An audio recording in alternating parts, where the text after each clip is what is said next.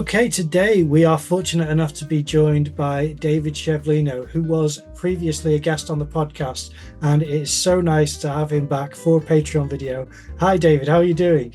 Hi, I'm doing well. Thanks for having me Excellent. again. Oh, no, it's an absolute pleasure. And what is it you're going to be talking us through today? Um, this is a video that was recorded, I'd say maybe 2 to 3 years ago at the London Fine Arts Studio, where I teach I've been teaching there almost every year and a half. I've been doing workshops there now for about 5 years. And so the video that was recorded was of a portrait demonstration that I did, that I believe that demonstration was open to the public. Okay. It was one evening during the workshop. Oh, fantastic. Well, I'll start the video so that we can see your process. It's only a short video, but I'll start it now. There was some editing in this because otherwise it would have been too long. But so at the beginning stages here, you can see I'm sketching in. I'm just sketching in the model. I find this part very interesting because of the quick brush strokes. Is this normally how you paint, is with these lovely swift marks that you're making in this video? I do often paint that way, especially when I'm doing a demonstration, which is to say I have a limited amount of time, so I am simplifying things quite a bit. And I talk about that a lot with students. I talk about simplifying and painting in a very economical way, or applying paint economically with large brush strokes. Yeah. Now it's lovely control that you have because of how swift the marks are. It shows how precise you are with the brush. The thing about painting is that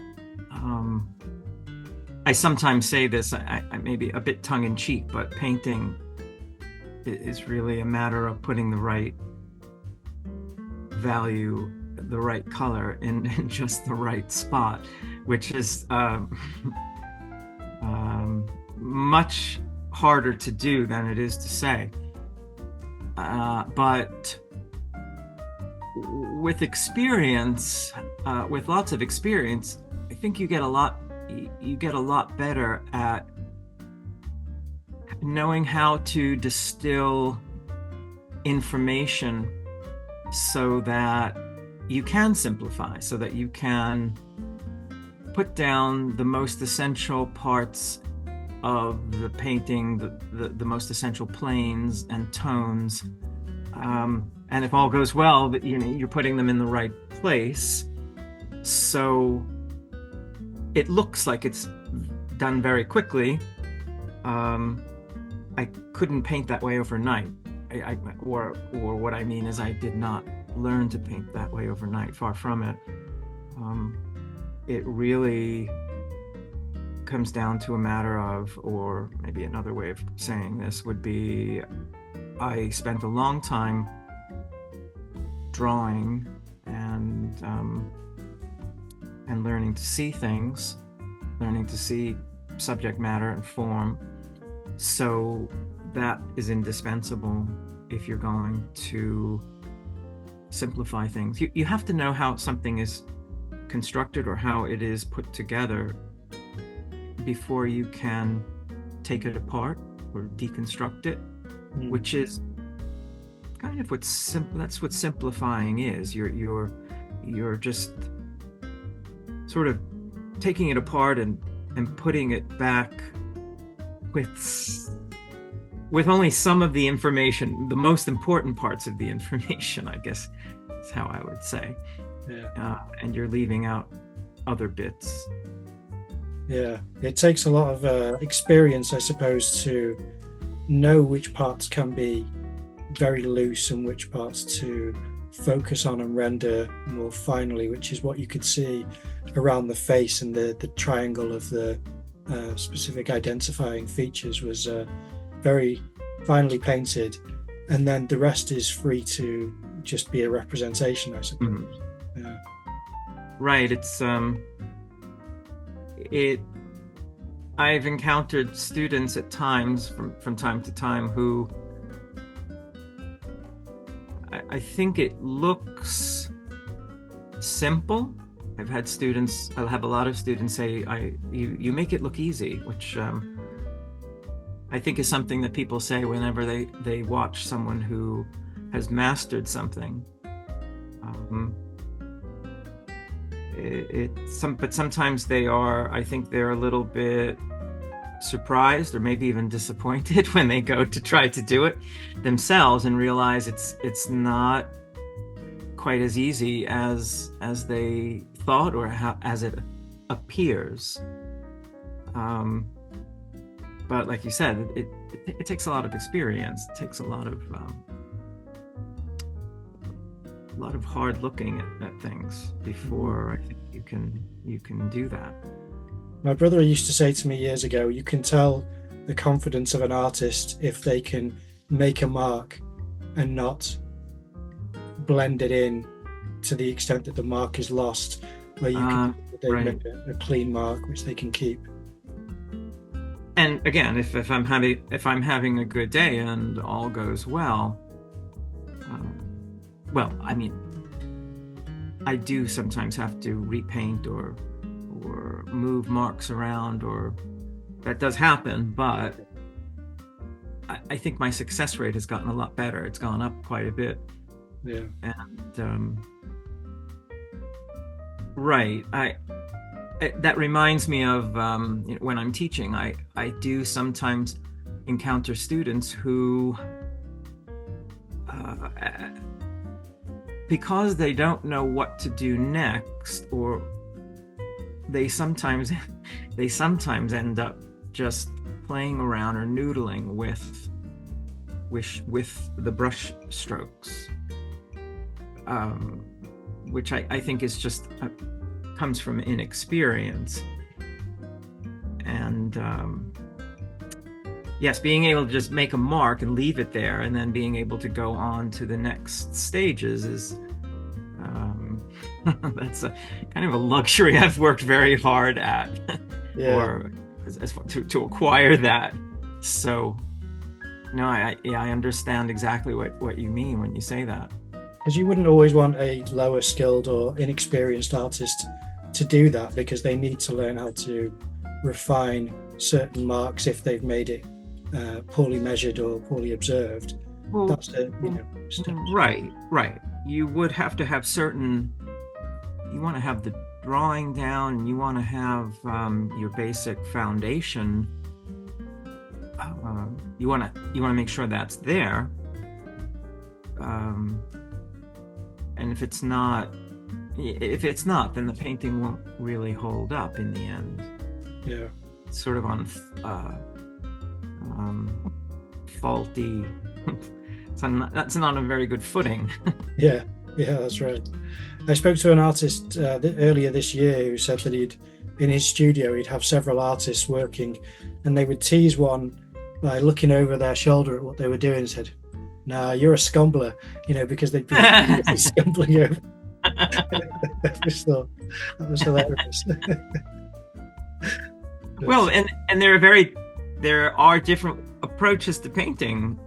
Yeah. I'm actually working on, every now and again, I like to do a much more conventional, take a more traditional approach, and get out a few smaller brushes. And in fact, I'm working on a self-portrait now, which is more like that.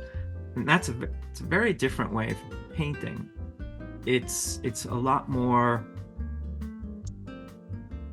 maybe I would say, linear, in that you go from, you know exactly, how things are going to evolve. You go from point A to B to C, etc.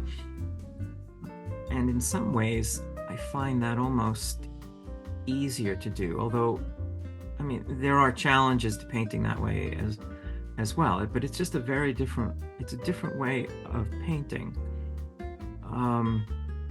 The decision making isn't quite as intense. I find I feel sometimes a little bit tired, and that it really takes a lot of concentration when you're having to do a lot of decision making and deciding about what information needs to be there, what information doesn't need to be there. It's as I think about that, I think my brain is I'm using a different part of my brain or something when I'm painting that way. Yeah. Is there still room for experimentation in what you do? I think so. Yeah. Absolutely. I'm always trying to push further. Or let's put it this way. I hope there's room for experimentation. I don't want to get to a point where I feel like I don't know what more I can do.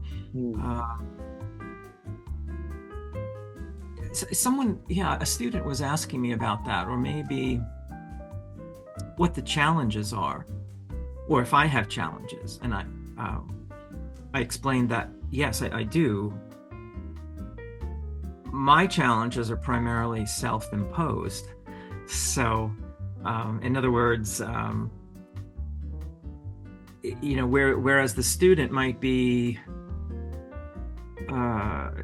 still struggling with maybe drawing or mixing a tone or color or something like that, that's not really a challenge for me at this point. But there are other challenges, and as I said, those challenges are more self-imposed. They're things that I want to achieve or to accomplish in my work. I could just be complacent and just keep painting and say, well, I know how to draw, I can paint this and I can make it look like that, etc. And leave it at that and just keep painting that way. But I think I'd become very bored very quickly. So I sort of have this like built-in inner voice that says, no, you have to do this, or you have to try to go further and push this. But that all comes from within. It's not an external thing. Yeah. Well, before I forget, can I ask, how long would you normally spend doing that type of a demonstration in front of a class that we just watched? About 2 hours, sometimes a little longer, maybe somewhere between 2 and 3 hours. I think that demonstration, if I recall, was just about 2 hours. Yeah, that's wonderful. And when you know that you have a time limit, there's also a psychological aspect where, in the back of my mind, I'm thinking, okay, I have to get this, and this done. I only have 2 hours. I have a bad habit of procrastinating, and sometimes I can get a little bit stuck and overly focused on one little section. And when you have the time constraint, it can be helpful because I have to tell myself I can't just micromanage. I can't just spend too much time on one small part. I have to work on the whole thing and hopefully get plenty of it, if not all of it. Have you found that the procrastination offers anything as far as sometimes I know that artists will purposely embrace the procrastination because they feel that the result is then altered potentially to the benefit of the piece, where if they had been more focused on the process and just taking the steps, they wouldn't have made certain considerations that procrastination can allow your subconscious mind to sometimes conjure certain observations or aspects of the process. Is that true for you, or are you not aware of that? That's interesting. I'm not really aware of that. I'd have to give that some thought. But, well, just to be more specific, what I meant about procrastinating would be, for instance, if I have a set amount of time. For instance, on the weekend, I have an open studio. We hire a model, and we have some artist friends, and we paint from the model. So we have a model for 3 hours, but sometimes I get into this bad habit where for the first hour or so, I'm painting something, and I'm spending too much time on this section because I don't know what it is about me. I get just kind of micro focused on this one part but I'm aware, rationally I know that's not a good idea. That's really not a good idea to paint that way, because if you want to have something that's complete after a finite amount of time, then you have to spend time moving around to other parts of the painting. Otherwise you won't. It'll be 3 hours, and then you'll realize, oh, I didn't paint the face. And I'm terrible at that. I often find myself waiting until the last 20 or 30 minutes to paint in a part of the head. I mean, that's assuming it's a figure, not a portrait. Yeah. But and that's what I meant by procrastinating. With the portrait, I think this is odd. With a portrait, I think I'm a little better at it, because I tend to work from a little more methodically, like work from the top down. And I know that I'd like to get the eyes established sooner rather than later. And I make a conscious effort to do that and make sure that I get that in, and try not to work on them too much or overwork them too much before going on to the other features. That was what you said was interesting. There are definitely things that I should or need to reflect on more, I think, to change some of my less positive habits when I'm painting, and I am aware of that, like, I shouldn't be doing that, or but I think that's more like when I am painting under a time constraint, like with a live model for a certain amount of time. If it's just I'm painting in the studio from, say, a photo reference, then it really doesn't matter so much. Yeah, I think I may be talking more about the studio work. In fact, can I show you something briefly? Can I just get an example of what I mean? Yeah, sure. Okay, I've been trying to do a piece of artwork every day and failing because I have other jobs to do that pay me money. So this is something extra. One of these paintings I've left after about 10 minutes at the most, and it was just a study in my kitchen, and I had an idea of how to finish this, and because I've had so much time, it's been about a fortnight, maybe it's been 3 weeks, I'm not sure, but it's been a long time since I've continued with this. And when I do, I now have different expectations for the finish than when I initially started the painting, because of the time in between. Initially, I thought texture is what I'm going to focus on because these are bowls, so I want to get the texture of the shine of the bowl. Right. Well, because I've been having some conversations with different artists, I've almost been influenced by their inclinations of saying, try to play with the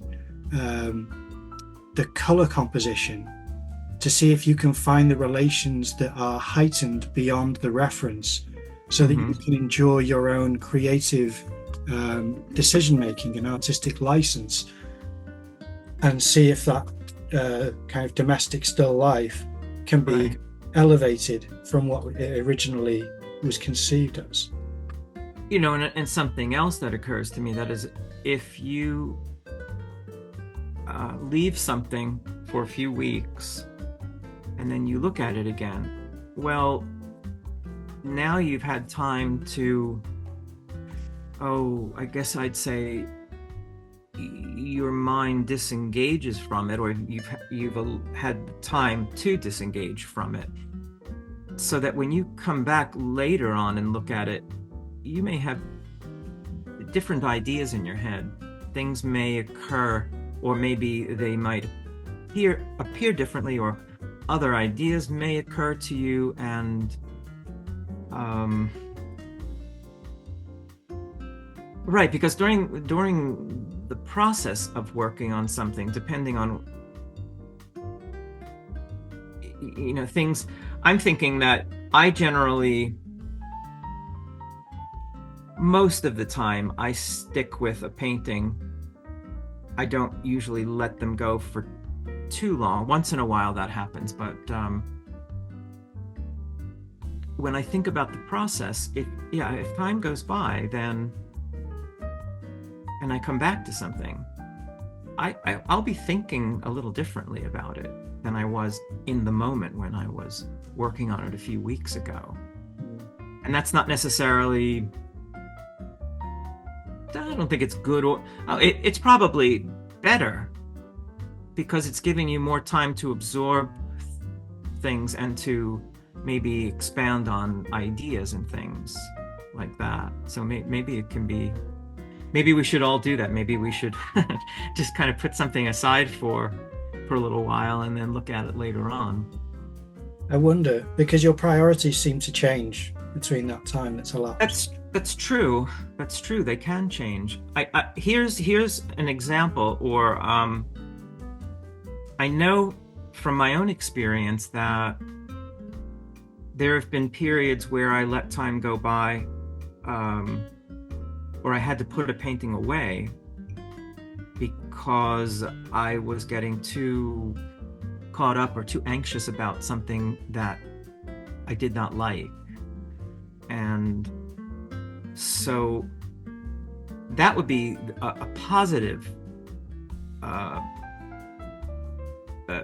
positive result of waiting a few weeks or a month or whatever and getting away from a painting, because I know all too well that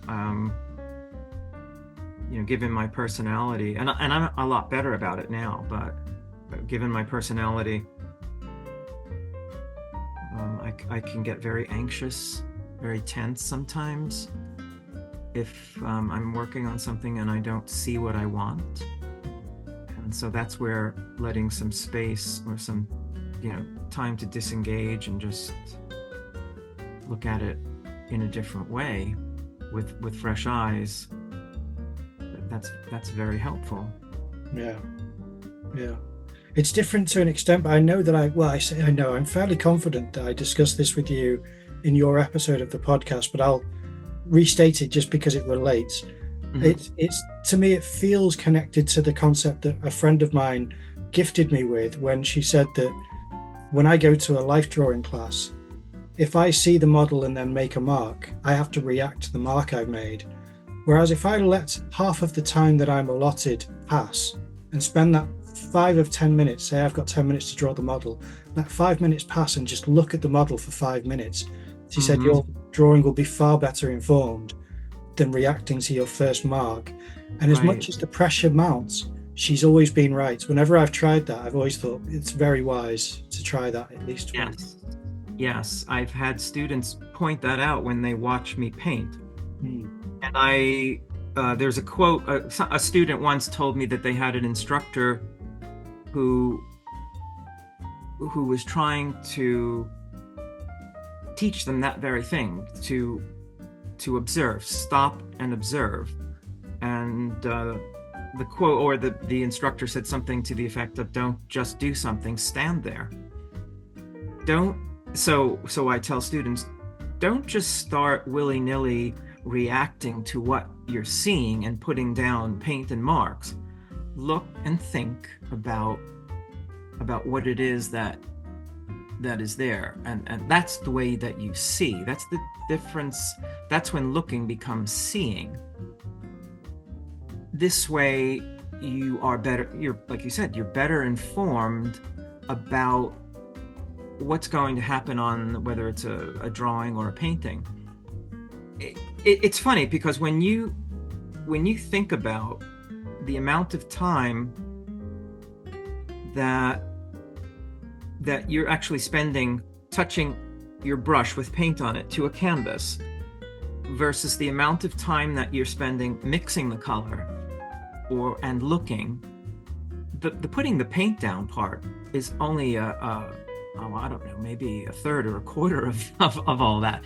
Really, most of the time and energy is in the looking and thinking, and in preparing the color. So you're, in a way, you're sort of planning your attack, rather than just throwing paint up there. Yeah. And I think that takes a certain amount of experience and maturity as a painter. Yeah. And I've had students remark that when they see me painting, they say, "Oh yeah, I see how you stand and you look first, and then you make a mark." Because I want to, and that's exactly right.